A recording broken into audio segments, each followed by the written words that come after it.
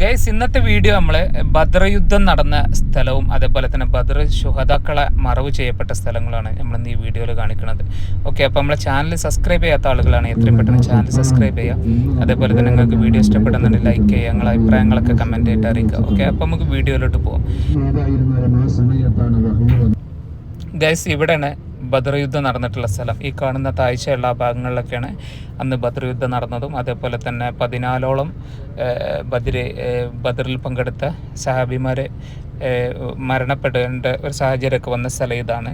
Okay, അപ്പോൾ ഇവിടെ അതിൻ്റെ അപ്പുറത്ത് ഒരു ഹൗല് കാണിക്കുന്നുണ്ട്. ഒരു ഹൗലിൻ്റെ ഒരു രൂപം കാണിക്കുന്നുണ്ട്. അന്നത്തെ കാലത്തുള്ള ആ ഹൗല് നിന്നിരുന്നത് അവിടെയാണ്. അത് ഇപ്പോൾ പുതിയതായിട്ട് ഉണ്ടാക്കിയതാണ്, അവിടുത്തെ ആ ഒരു ഓർമ്മക്കും വേണ്ടിയിട്ട്. ഓക്കെ, അപ്പോൾ ഇവിടെയാണ് അന്ന് ബദർ യുദ്ധമൊക്കെ നടന്നത്.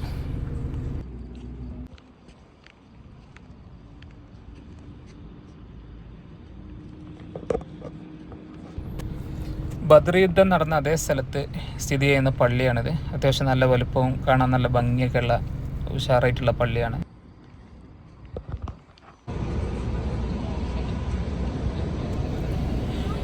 ഇവിടെയാണ് ബദറിലെ ഷഹീദായ ആ ശുഹദാക്കളെ മറവ് ചെയ്യപ്പെട്ടിട്ടുള്ള സ്ഥലം. അന്ന് 14 പേരാണ് ഷഹീദായിട്ടുണ്ടായിരുന്നത്. അതിൽ 12 പേരെ മറവ് ചെയ്തത് ഈ മതിൽക്കെട്ടിനുള്ളിലെ മക്ബറയിലാണ്. ഓക്കെ, പിന്നെ ഒരുപാട് ടൂറിസ്റ്റുകാരും അതേപോലെ തന്നെ സിയാറത്തിനായിട്ടൊക്കെ ഒരുപാട് ആളുകൾ ഇവിടെ വരുന്നുണ്ട്, ദുആ ചെയ്യുന്നുണ്ട്.